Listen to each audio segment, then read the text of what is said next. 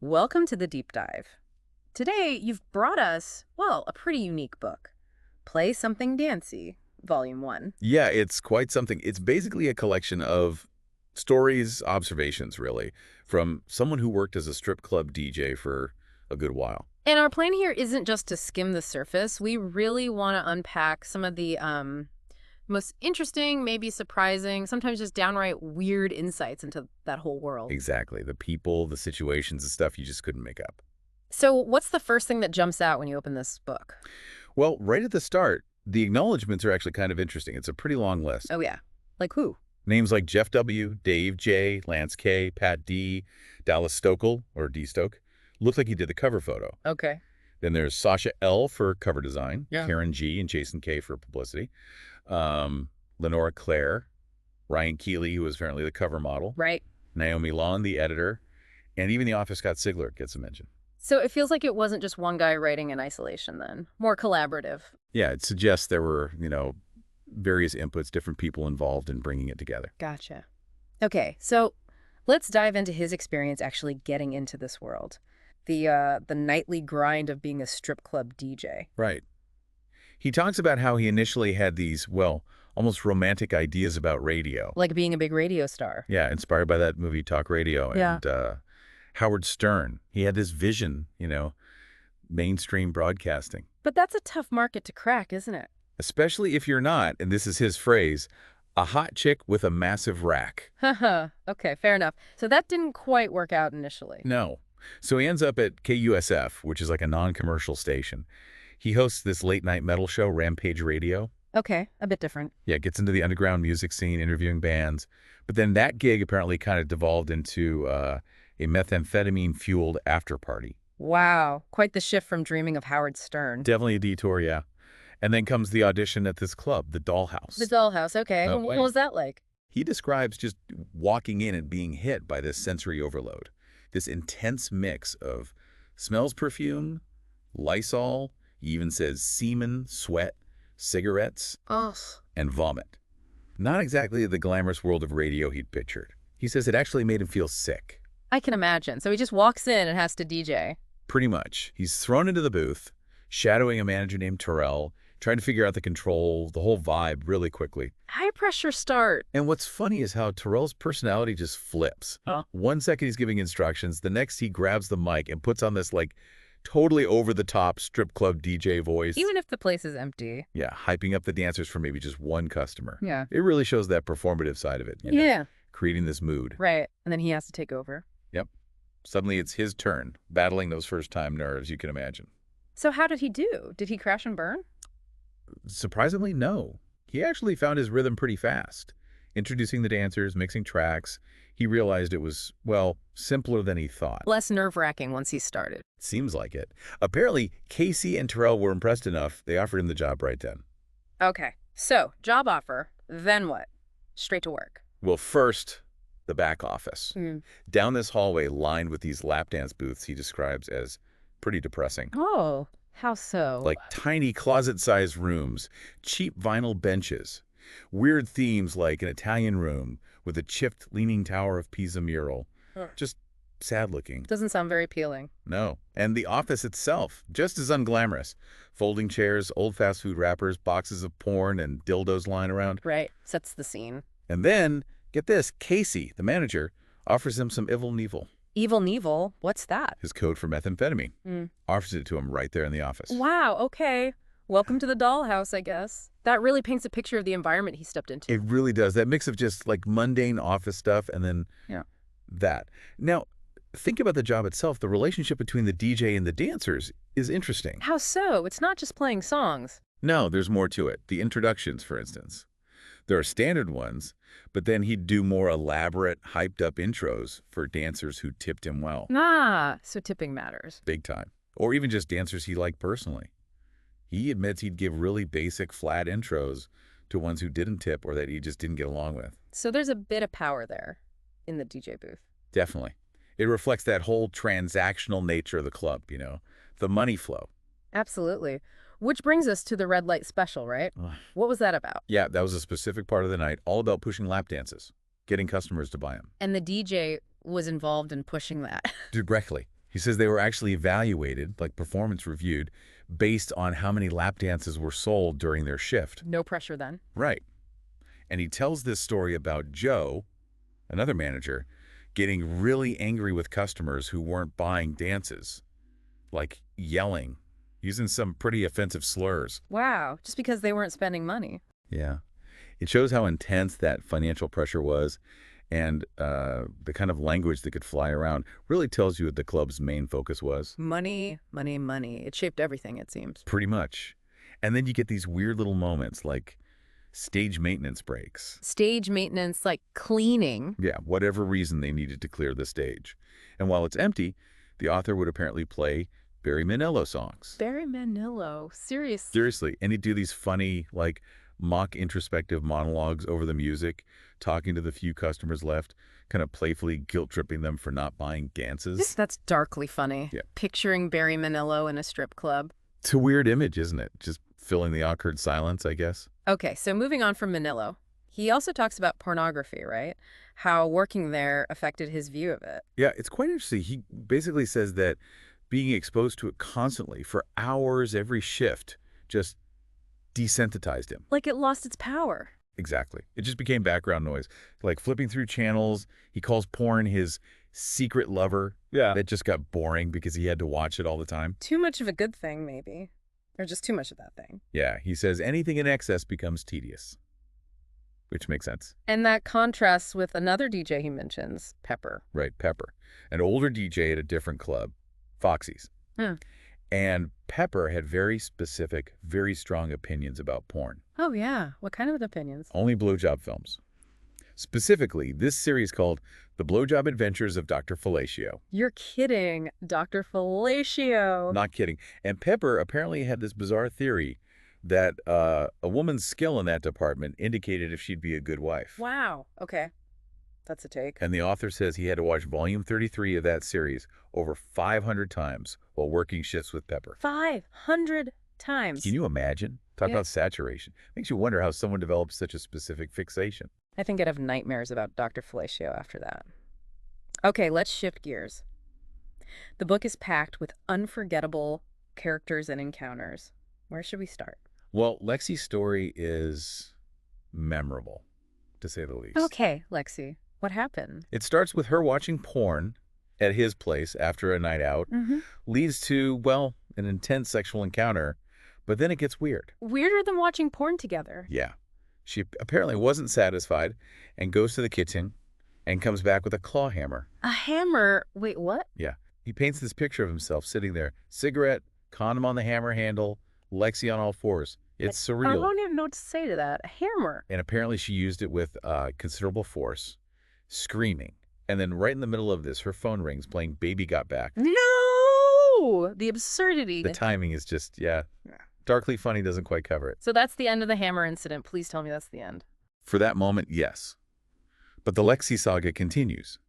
A couple of days later, she's apparently had an abortion. She's back at his place, bleeding heavily. Oh, my God. The hammer comes up in conversation again. And then her husband, Ron, starts calling. Repeatedly. Her husband. She's married. Yep. Turns out they have an open marriage. Ron eventually shows up at the hospital she ends up going to with his young daughters in tow. With their kids. At the hospital for this. Yeah. And then later, Ron shows up again with another woman. The whole thing is just this cascade of awkward, unbelievable moments. That is just layers upon layers of unexpected. It throws any assumptions you might have right out the window. It really does. Okay, then there's Casey, the manager, the one who offered the evil Nievel. Right, Casey. What about him? He had a scar, didn't he? Yeah, a noticeable scar. And apparently every shift, he'd tell a completely different, totally outlandish story about how he got it. Like what? Oh, you know, Chinese gangsters, a dancer high on PCP attacked him. Yeah. Wild stuff. And the real story? Much less dramatic, but still pretty rough. A crackhead at some other club smashed a bottle of Steel Reserve malt liquor across his face. Ouch. Steel Reserve. Classy. Right. He even apparently wished it had been a better bottle, like Jack Daniels, for the story. He seemed weirdly fond of the scar, thought it attracted a certain type of woman. Okay. And his code word, evil Nievel, for meth, that kept coming up. Yeah, that became like a running joke. There's even another story about a bet they made in the pirate-themed lap dance booth involving Casey that, well, it involved a rather graphic discovery. Uh-oh. Do I want to know? Let's just say it shows the kind of bizarre camaraderie and maybe risky behavior that happened there. Gotcha. Okay, the pirate booth bet stays mysterious. Now, the book talks about frustration McClonleys. What's that concept? It's the author's term, basically suggesting that strip clubs are fundamentally places people go because they're lonely and sexually frustrated. A refuge, almost. Makes sense, I suppose. And he connects this to his own childhood in Michigan, driving past the Deja Vu strip club every Friday night on the way to synagogue. Deja vu. That's a That- classic name. And he was obsessed with their slogan, 1,000s of beautiful girls and 3 ugly ones. Ah, that's memorable. But then he tells this really unsettling story about his friend Brandon's dad, Dennis. What did Dennis do? Dennis, apparently trying to prove some misguided point about something, Yeah. took the author and Brandon, when they were just young kids, inside the Deja Vu. No, as kids. Yeah. He describes it as just deeply uncomfortable, awkward, jarring, seeing that world way too young. That's really disturbing, forcing kids into that environment. It definitely sounds like it left a mark. And then years later, he and his friends became obsessed with trying to sneak into the VU. The forbidden fruit. Totally. Yeah. They even made fake IDs using a Kmart photo booth. Oh, the classic terrible fake ID. Did it work? Hilariously, yes. Yeah. The first time, anyway. Which maybe says something about how closely they were checking IDs at the door back then. Amazing. The Kmart special gets them in. Okay, who's next on the character list? Zoe and Doug. Right. This one's pretty troubling. Zoe's a young dancer, and she's clearly upset by this customer, Doug. The book uses a derogatory term for him, which we won't repeat. Okay. What was Doug doing? Making disturbing requests. Specifically, he wanted her to urinate in a champagne glass for him. Oh, wow. Okay. That's, yeah. Disturbing is the word. And another dancer, Haley, is shown supporting Zoe, which is maybe a small moment of solidarity there. But Doug's weirdness wasn't just in the club. He was like this outside, too. Yeah, there's an incident at an upscale restaurant where someone just inexplicably gives Doug a bag of cocaine at the table. He hands him cocaine. Out of the blue. Apparently, it just adds to the strangeness surrounding him. And then there's a visit to another place. The Paradise Club. Yeah, this part is really dark. It's described as an Asian massage parlor. The author witnesses the owner, Wang, being incredibly abusive to a young girl who works there. Abusive how? Physically hitting her, barking orders. It sounds awful. And then Wang just casually tells the author to go have fun. That's deeply unsettling. It hints at a much darker side to this whole scene, beyond just the strip club itself. Absolutely. It's a stark contrast to some of the funnier anecdotes. Yeah. A reminder that exploitation and abuse are realities in that broader industry. Yeah, definitely puts things in perspective. Okay, what about the birthday boy? Sounds potentially ominous. It was a tradition, apparently. A humiliating birthday lap dance. Humiliating how? Well, he describes one instance with an 18-year-old kid, clearly a virgin, whose Marine brother is watching from the audience. Oh, no. And the dancers just seem to unload all their frustrations onto this poor kid. It sounds relentless, painful, just mean. And the author's reaction. He says he initially joined in with some jokes, but quickly felt bad as he saw how genuinely distressed the kid was. Wasn't funny anymore. Yeah, that sounds awful. Just performative cruelty, almost. Seems like it. The brother's presence just makes Steve more awkward. You feel for that kid. Definitely. Okay, quickly, there was also Fiona and girl-on-girl shows? Yeah, basically Pepper, the older DJ, manipulating or pressuring dancers like Fiona into doing these shows, which Pepper seemed to get some kind of weird pleasure from watching. Right, Pepper again. And Bree's drunken escapades. Oh, Bree, yeah. Insulting the musician Prince, apparently. Yeah. And then the vomiting incident. Don't tell me, in the DJ booth. In the DJ booth, directly into the author's mouth while he was talking on the mic. Oh, no. Oh, my God. That's horrifying. It sounds truly disgusting, Yeah. followed by just general drunken chaos. That story Yeah. definitely sticks with you. I'll bet. Wow. Okay. Moving swiftly on, Selena and a Mariah Carey CD. That sounds tame by comparison. Relatively tame, yes. Just a typical workplace squabble, almost. Selena's Mariah Carey CD goes missing. Drama ensues. Big drama. Manager Joe gets involved, yelling as usual. The author ends up having to go buy a replacement CD at Tower Records. Did that smooth things over? Nope. Selena barely acknowledged it. But the original CD did eventually turn up months later. Just one of those small, weird conflicts that happen. Right. Amidst the chaos, there's still petty CD theft. Okay, let's get into what the author calls the underbelly and unexpected realities. Sounds serious. Yeah, this section definitely covers some rougher territory. We meet Tommy, described as the ghost of strip club DJ future. Ominous. Why? He had these specific lines or phrases he always used, his sacred lines. And he got into a violent fight with another DJ, Ryan, for daring to use one of them. A fight over saying the same thing. Yeah, shows the weird territoriality and ego that could exist. Even there, you wouldn't necessarily expect that kind of rigidity. True. And violence wasn't uncommon, was it? Especially at places like the Dollhouse. No, he presents brawls as pretty regular occurrences, especially at the lower tier clubs. He describes one massive fight outside, people using chairs, even stilettos, as weapons. Sounds dangerous. How did he handle it? His strategy was basically see a fight starting, grabs his paycheck, if it was payday, and get out of there fast. Direct and self-preserving. Smart move. Shows a lack of real security, I guess. Definitely. Yeah. And then he gets really personal, talking about contracting and STI. Oh, wow. He goes into detail. Yeah, pretty raw detail. The initial symptoms, the denial, trying a useless home remedy, finally calling his brother Jeffrey for advice. It must have been tough to talk about. You get that sense. And the anxiety of going to the city clinic. He even has this darkly funny encounter in the waiting room with someone he describes as Gangsta Bernie Mac. Thanks to Bernie Mac. Okay. Just adds to the surrealness of the whole ordeal. Mm. Then getting the diagnosis gonorrhea and the rumors spreading back at the club. Teasers. Neil talked about it. Oh, yeah.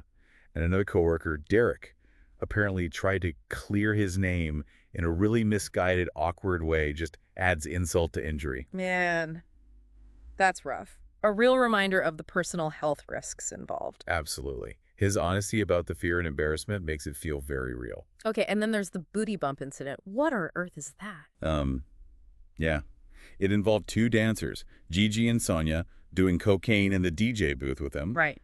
Using a rather unconventional administration method involving their rear ends. Right. Okay. Just when you think you've heard it all. And this leads into a final chaotic night he describes with Gigi and Sonia at her apartment. More chaos. Yeah. Heavy drinking, more drug use.